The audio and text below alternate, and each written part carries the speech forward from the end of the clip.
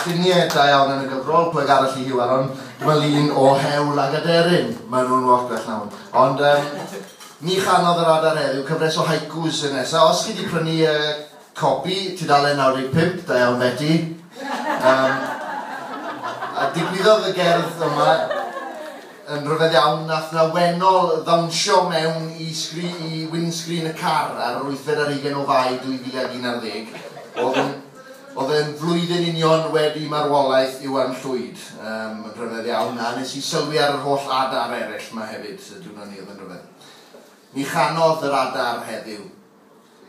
Glaniodd deryn di o'r entrychion yn fy ngardd, yn llawn llwch o'r lôn.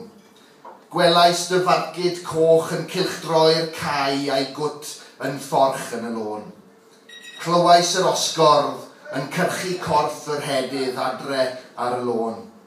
Rhegodd crawc gyfran gan lwydo lliw'r dydd am nad wyt ti ar y lôn. Mae'r dalich mae'n siarad ar ei gorff. Dawnsiodd ddyn wenol yn wen at ffenest fy nghar cyn i'r lôn ei lladd. Diolch yn fawr i chi.